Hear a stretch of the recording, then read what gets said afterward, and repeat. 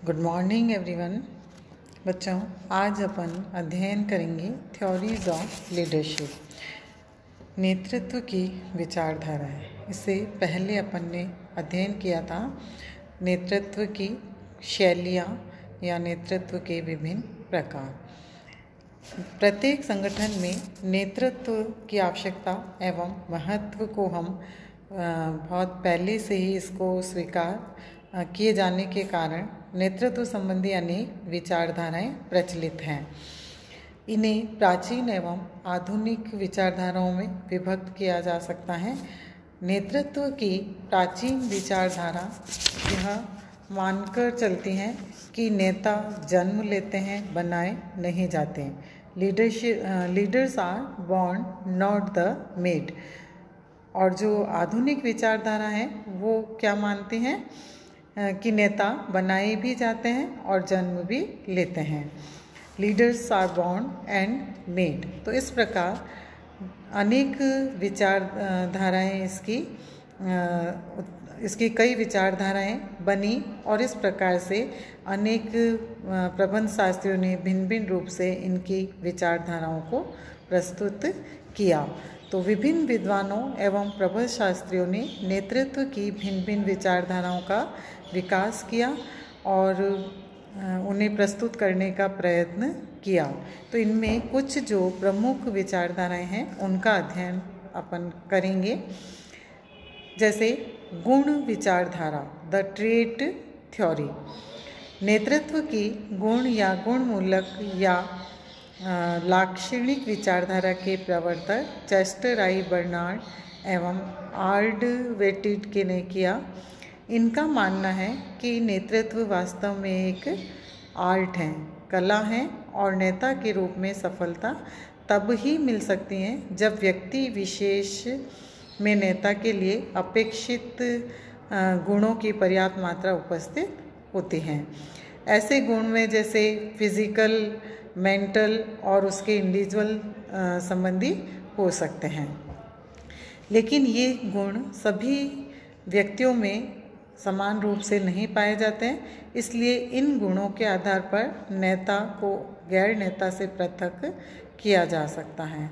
तो बर्नार्ड, टीड और शैलयुक्त आदि विद्वानों ने अपने अपने ढंग से नेता के गुणों का विवेचन किया और निष्कर्ष में हम कह सकते हैं कि एक सफल नेता में ये गुण होने चाहिए: उच्च स्तरीय योग्यता, आत्मविश्वास, उपलब्धि के लिए प्रेरणा, शारीरिक स्वास्थ्य, सृजनता, निर्णय लेने की क्षमता, सामाजिक मानवीयता, दृढ़ता और अनुकरणशीलता आदि। नेतृत्व की गुण विचारधारा काफ़ी समय एवं समझने योग्य है।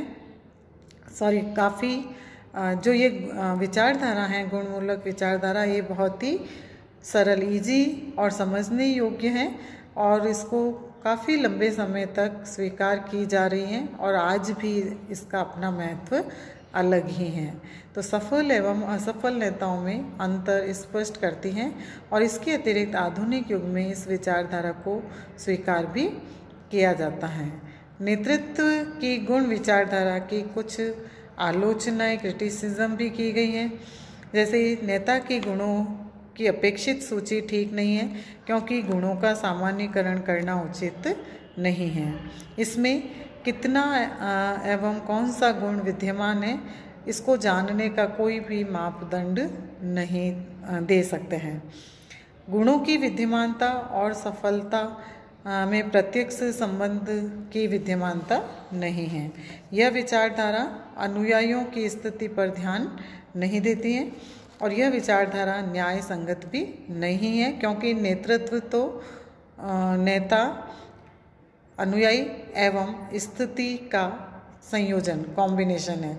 यानी कि लीडर कैसा है, उसके फॉलोअर्स कैसे हैं और उनके साथ साथ उनकी सिचुएशन क्या है, उनकी स्थिति किस प्रकार की है, इस पे डिपेंड करता है कि एक नेता किस तरह के निर्णय लेता है, किस प्रकार वो अपने कार्यों को इम्प्लीमेंट करता है और अपने अनुयायियों के द्वारा करवाता है। परिस्थित्यात्मक विचारधारा, द सिचुएशनल थ्योरी। नेतृत्व की इस विचारधारा का विकास R.M. स्टॉकडिल एवं उनके सहयोगियों ने किया और उनकी ये मान्यता है कि नेता एवं प्रबंधक में भाषण देने की क्षमता, बुद्धिमत्ता, धैर्य, समझ, स्थायित्व एवं निष्ठा आदि गुण तो होने ही चाहिए, किंतु सबसे महत्वपूर्ण बात यह है कि परीक्षा की जो टाइम है, घड़ियां हैं, उनमें वह इन गुणों का किस प्रकार से प्रयोग करता है। अतएव ये विद्वान प्रबंध अथवा नेता के पद के लिए आवेदक को किसी समूह के साथ विभिन्न परिस्थितियों में रखकर उनके आचरण का अध्ययन करते हैं और उसके नेतृत्व का स्तर निर्धारित करने की सिफारिश भी करते हैं। इसलिए इसे पारिस्थित्यात्मक परीक्षण सिद्धांत भी कहते हैं। इस विचारधारा के समर्थकों का यह भी मानना है कि जिन परिस्थितियों में एक नेता अपने अनुयायियों का मार्गदर्शन करता है, उनको प्रेरित करता है, यदि वे अनुकूल है तो उनका नेतृत्व इफेक्टिव, प्रभावी माना जाएगा, अन्यथा नेता का मार्गदर्शन उपयोगी नहीं रहेगा।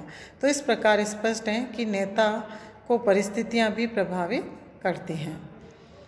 नेता का पता एक व्यक्ति के गुणों से न लगाकर उसके कार्यों से लगता है।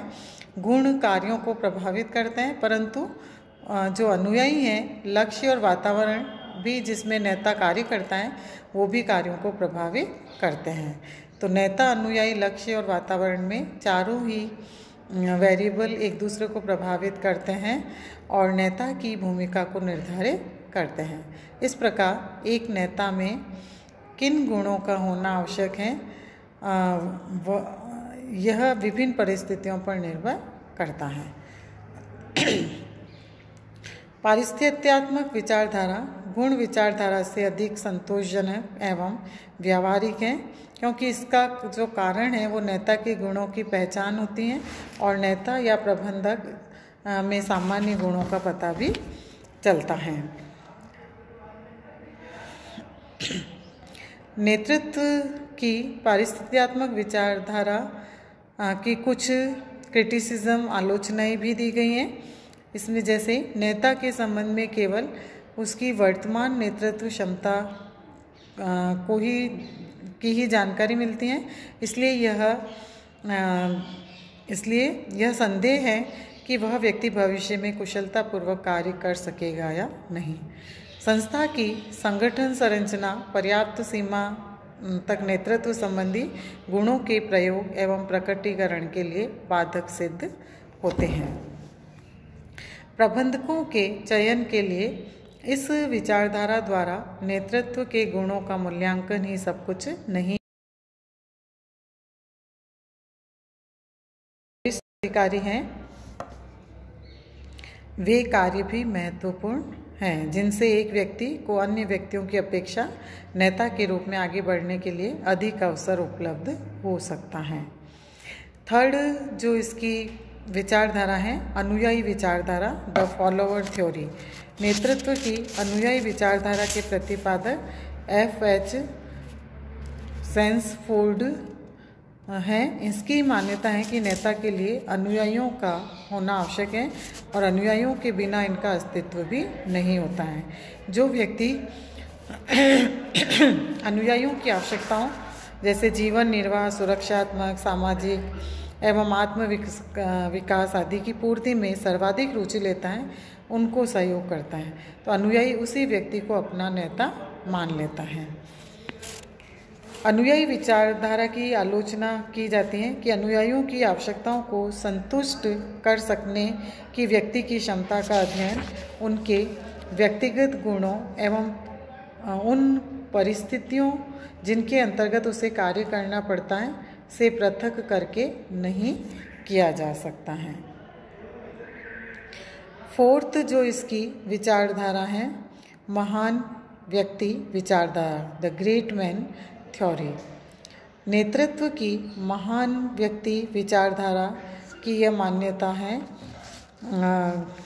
कि नेता तो पैदा होते हैं, बनाए नहीं जाते हैं। अर्थात एक व्यक्ति जन्म से ही अच्छे नेता के गुणों को विरासत में प्राप्त करता है और वे ही गुण उसे सफल नेता भी बनाते हैं। जैसे महात्मा गांधी, माओ, अब्राहम लिंकन, सिकंदर आदि हैं, जो कि उनको स्वयं के गुण उन्हें आगे बढ़ाते हैं। इस विचारधारा के समर्थकों का कहना है कि नेतृत्व एक आर्ट, एक कला है जिसे शिक्षा प्रशिक्षण द्वारा प्राप्त नहीं किया जा सकता है और व्यक्तियों में जन्मजात कुशलता, महानता, कल्पना शक्ति, निर्णय शक्ति, पहलपन, दूरदर्शिता मिलती हैं, जो कि हेरिडिटरी यानी वंशानुगत चलते हैं। तो इस प्रकार जन्मजात महान व्यक्ति विचारधारा से इनका जो आशय झलकता है वो है कि कुछ लोगों को महान नेता बनने का देवी वरदान मिलता है। ऐसे नेता मानवता के लिए देवी उपहार हैं, क्योंकि इन नेताओं में दिव्य गुण एवं विशिष्टता पाई जाते हैं। इस विचारधारा के अनुरूप नेता बनने, अपने अनुयायियों को प्रभावित करने एवं सफलता पाने के लिए जन्मजात नेतृत्व कौशल आवश्यक एवं पर्याप्त होते हैं। यह विचारधारा इस बात को अमान्य बताती है कि किसी व्यक्ति को नेतृत्व करने के लिए प्रशिक्षित किया जा सकता है, लेकिन नेतृत्व गुणों को शिक्षण प्रशिक्षण द्वारा विकसित नहीं किया जा सकता है।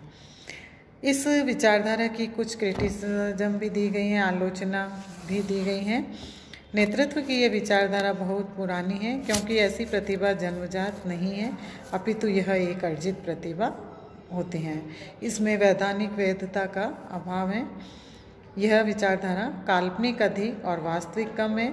आधुनिक, जटिल और परिवर्तनशील व्यवस्था में पैदाइशी नेता के खरे उतरने का इसमें संदेह होता है। नेक्स्ट, व्यवहारवादी विचारधारा, द बिहेवियरल थ्योरी। नेतृत्व की व्यवहारवादी विचारधारा की प्रमुख मान्यता यह है कि नेता का आचरण आदर्श होना चाहिए। नेता अर्थात नेतृत्व का अध्ययन नेता क्या करता है के आधार पर किया जाना चाहिए, न कि नेता क्या है के आधार पर। यदि नेता स्वयं अनुशासन में नहीं रहता और अपने अनुयायियों, अधीनस्थों से अनुशासन में रहने की अपेक्षा करता है, तो उसकी ऐसी अपेक्षा अव्यवहारिक एवं निराधार होती हैं। इस संबंध में R.A. विलियन ने कहा कि एक नेता चाहे मूल रूप से निर्णय लेने वाला हो, समस्या समझने वाला हो, सूचना देने वाला हो या नियोजन करने वाला हो, उसे अपने फॉलोअर्स, अनुयायियों के सामने आदर्श प्रस्तुत करना चाहिए। नेक्स्ट, पथ लक्ष्य विचारधारा, पाथ गोल थ्योरी। नेतृत्व की पथ लक्ष्य विचारधारा को रॉबर्ट जे हाउस एवं T.R. मिचेल ने विकसित किया। इस विचारधारा की यह मान्यता है कि नेता का व्यवहार अधीनस्थों को उस सीमा तक स्वीकार्य होगा जबकि यह व्यवहार या तो उनकी संतुष्टि का त्वरित साधन है अथवा उनकी भावी संतुष्टि में हेल्पफुल है, सहायक होगा। नेता का व्यवहार अधीनस्थों की विशेषताओं एवं कार्य वातावरण की विशेषताओं द्वारा निर्धारित किया जाता है, इसलिए व्यवहार एवं लक्ष्य के मध्य के पथ को नेता द्वारा प्रभावित करने में निहित है। अतः इस विचारधारा का मुख्य जो ध्येय उद्देश्य है वो यह जानने का है कि नेता अपने कार्य लक्ष्यों, व्यक्तिगत लक्ष्यों एवं लक्ष्यों की प्राप्ति के पथ संबंधी सोच को कैसे प्रभावित करता है। यह विचारधारा मानकर चलती है कि नेतृत्व की कोई एक सर्वोत्तम विधि नहीं है, न होने के कारण उचित नेतृत्व शैली स्थिति की मांग पर निर्भर करती है।